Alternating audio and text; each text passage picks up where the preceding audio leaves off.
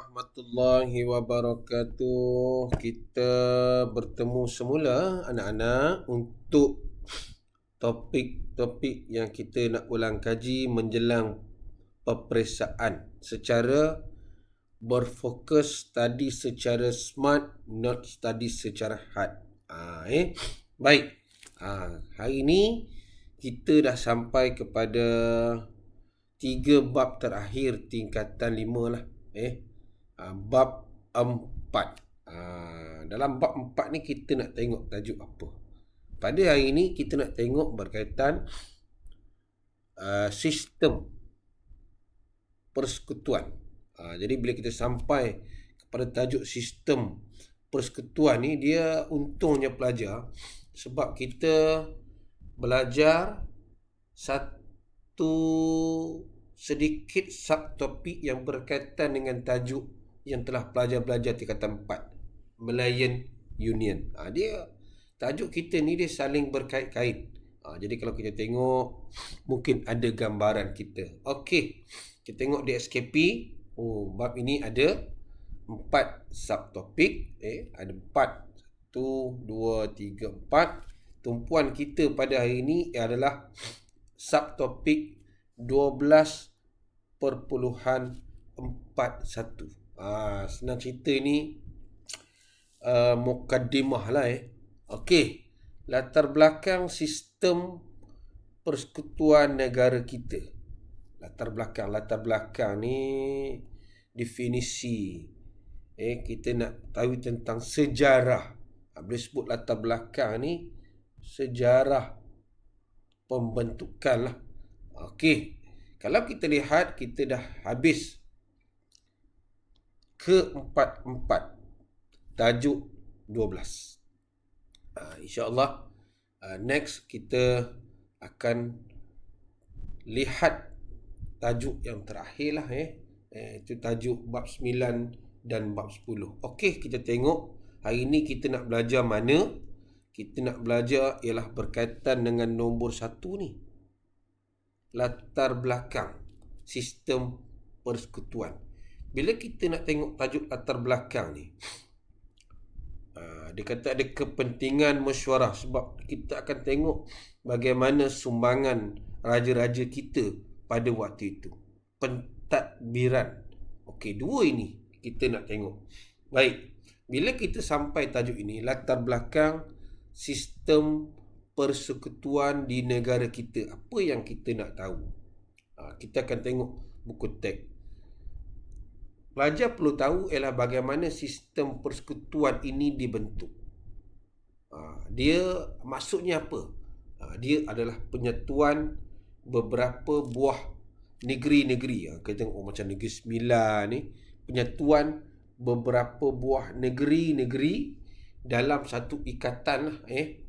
Dan negeri-negeri ini kita tengok nanti akhirnya akan wujud satu sistem yang kita panggil kerajaan persekutuan yang ada pembahagian kuasa antara kerajaan negeri dengan kerajaan persekutuan. Baik, dia ada kronologinya cerita daripada persekutuan 1896. Ingat daripada perjanjian Pangkor. Pada waktu itu kita ada pengaruh British. 4 negeri itu, negeri Melayu bersekutu yang ada sistem resident. Selepas itu kita akan dibawa melihat pada Majlis Mesyuarat Persekutuan, Malayan Union. Dia step-step dia tu, Malayan Union. Ini kita dah belajar dalam bab 4 tingkatan 4, bab 5 tingkatan 4. Sehinggalah dia mewujudkan Persekutuan Tanah Melayu. Ini juga bab tingkatan 4, bab 10. Kita belajar tentang kemerdekaan yang mana diketuai oleh Yang di-Pertuan Agong. Dan 63 ini kita akan belajar dalam bab 6 tingkatan 5. Jadi semua ini, dia kalau kita nak tengok, ada berapa muka surat? Dia tak banyak muka surat pun. Pelajar, ada 2 muka surat sahaja dalam buku teks. Kalau kita tengok di sini kan, pembentukan persekutuan, kita ada daripada negeri Melayu bersekutu ni. Tengok, Dia cerita sikit tentang Negeri Sembilan, nama sultan-sultan yang tanda tangan. Ini juga boleh jadikan soalan. Sultan Abdul Samad antara yang paling mudah kita nak ingat lah. Sultan Abdul Samad, Sultan Idris. Okey. Lepas itu Majlis Mesyuarat, Melayu Union, Ketuan Tanah Melayu, sampailah kepada pembentukan Malaysia. Dia pembelajaran mengikut kronologi. Okey, kalau kita nak tengok semula, cuba kita tengok soalan. Ini soalan struktur lah. Satu lagi, hari ni cikgu nak mesrakan dengan tiket to victory Perak. Baik, kalau kebat, kita fahamlah kronologi. Baik, apakah yang dimaksudkan dengan persekutuan? Ini di mana kita nak tengok apakah kata tugas dia. Dia nak definisi kerajaan. Di sinilah. Apakah yang dimaksudkan dengan persekutuan? Kita ambil di situ. Kerajaan persekutuan bermaksud, ada saja perkataan satu, penyatuan, dapat markah lah. Penyatuan beberapa buah negeri membentuk negeri bersekutu. Dia dah ada garis ni. Dapat 2 poin. Lepas tu dia tanya pula bagaimana persekutuan ini dibentuk. Inilah pembentukan, ada 4 ni. Persekutuan dibentuk. Ini bila sebut bagaimana tu, kita kalau boleh kita cerita secara terperinci sikit lah. Persekutuan dibentuk melalui perjanjian 1895 berdasarkan perjanjian persekutuan 1895. Dapat, itu fakta yang menggabungkan 4 buah negeri yang dikenalkan sebagai NNMB, Negeri Melayu Bersekutu. Seterusnya penubuhan, kita ceritalah Majlis Mesyuarat Persekutuan. Dia kalau kita hati-hati, kita kena jawab ikut kronologi lah. Melayu Union untuk menyatukan negeri yang mana ditadbir oleh Gubernur British. Ini semua ada di sini. Jadi 4 markah. Kalau tengok jawapan ni, ada 5/4. 4 maksimum. Baik. Pemerintahan yang sistematik. Kita nak pemerintahan yang kita smooth lah. Penting menjaga keharmonian negara. Bincangkan apa yang dia nak. Pemerintahan yang sistematik maksudnya pemerintah yang sentiasa mengutamakan rakyat. Di mana rakyat didahulukan. Kita ceritalah, bincangkan.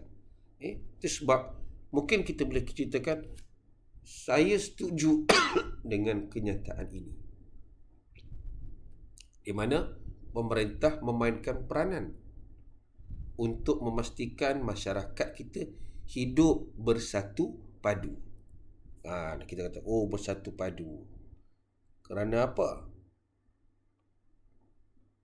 Kenapa kita nak bersatu padu? Kita nak memastikan kerana negara kita ini negara yang ada masyarakat majmuk. Ini huraian dia. Ini fakta. Bagi contoh, Cina, Melayu, India dan lain-lain. Ini adalah contoh. 3. 4. Sewajarnya lah kerajaan mempunyai cara. Sewajarnya kerajaan mempunyai cara. Kita bagi contoh lagi. Contohnya melalui slogan. Seperti ini huraian. Slogan. Bagilah slogan terbaru kita yang untuk mewujudkan pemerintahan yang sistematik. Keluarga Malaysia. Dengan adanya sebegini, ini walaupun 4, jawapan kita boleh kembang macam itu. Kita nak pemerintahan kita yang adil. Kita nak pemerintahan kita yang cakna dengan rakyat. Macam-macam. Ini satu soalan pelajar. Dan kalau kita tengok soalan dalam modul Ticket to Victory Perak, 4.1 ni satu soalan saja. Dia letak dalam soalan struktur. Dia kata di sini siapa? Namakan 2 orang Raja Melayu. 2 orang. Tadi kita dah sebut lah. Sultan Abdul Samad.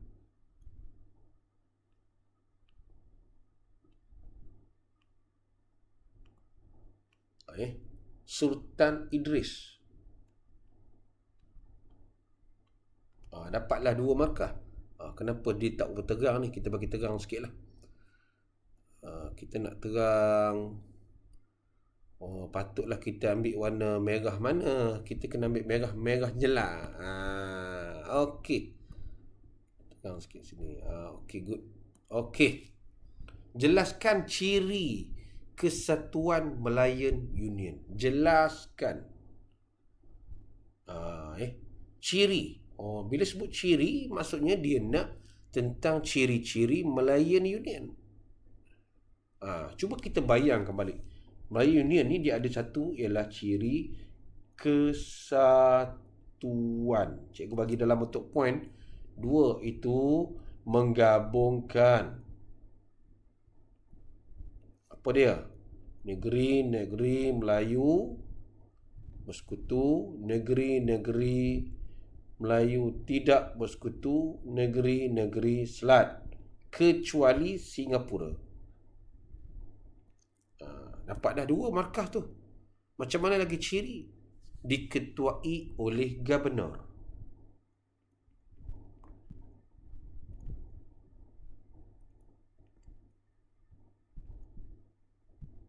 Siapa yang lantik Gubernur dan sebagainya. 4 markah sebenarnya tak ada sebab lah. Tak ada sebab pelajar tak dapat. Okey. Kesatuan Malayan Union, Malayan Union saja telah mendapat bantahan hebat Raja Melayu sehingga orang British menukarkan kepada PTM. Cadangkan usaha menghargai perjuangan Raja Melayu. Banyaklah usaha. Antara usaha kita kena sentiasa memartabatkan konsep raja ini. Rakyat kena terus taat kepada raja. Itu kita link balik dengan bab 1 tingkatan 4. Menghargai, mentaati. Okey, cuba kita tengok sedikit 4.2. 4.3 nanti kita nak buat ni. 4.2, 4.3, 4.4. Ini tajuk kita tadi kan. Tadi kita jawab apa? Sultan Abdul Samad, Sultan Idris. Tadi kita jawab apa? Pembentukan sebuah kerajaan pusat. Ada Gubernur Raja England. Kita dapat markah dari situ. Ini apa yang perlu kita menghargai perjuangan mereka ini. Ini semua pelajar boleh jawab. Cantiknya jawapan ni. Ialah ada skema holistik. Fakta, huraian, contoh, inferen. Okey pelajar. Nampak kita sudah sampai ke penamat untuk siri yang pertama ini. Mukadimah kita. Jadi kita jumpa lagi pada siri-siri yang lain. Semoga sedikit perkongsian ini dapat membantu pelajar lah. Terus bersedia, terus cakna, ulang kaji untuk kuasai sejarah. Terima kasih.